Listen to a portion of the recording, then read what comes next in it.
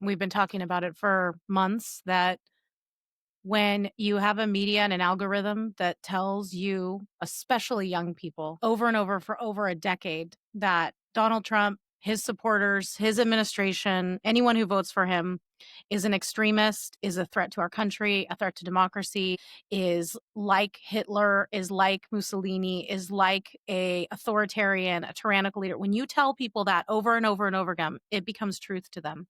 When you tell them that Donald Trump wants every transgender person dead, or that you have to be afraid to live in our country, or that if you're gay, you're going to be hunted in the streets. This is what's regurgitated by lots of these activists, not even just activists. You know, when you were talking earlier about how this political violence is happening on the extreme part of the left, yes, the actual violence itself is happening from these extreme people that are radical.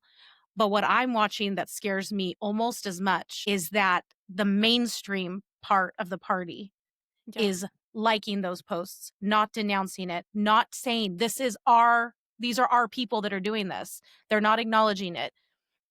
This is not a fringe movement on the left.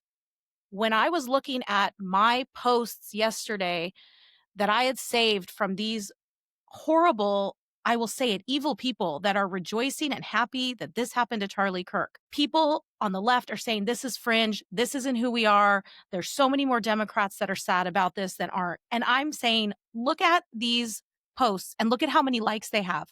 Look at how many reposts they have. Look at how many shares. Look at how many responses they have. Hundreds of thousands of people in our country applaud what happened yesterday, and it is not fringe. And people need to be willing to say that. I understand that people are afraid to say that because they think it puts a target on them, or they think also that they're not being kind, and that's not a way to push forward change.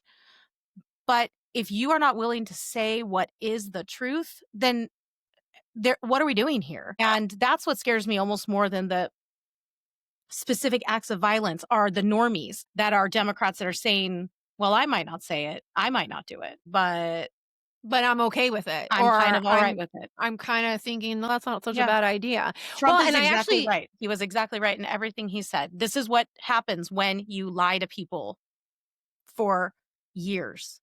Well, and we're not talking about, like, I actually wrote about this in my post this morning about Charlie, that there is a cycle here, or a pipeline, or however you want, whatever analogy you want to use, where it starts maybe in the fringe corners of academia, colleges. Students they want the student vote. And my issue is that the mainstream Democrats, not just Democrat. I am not even to say, like, we saw this happen from the vice president of the United States as she was running for president. She walked out of her home.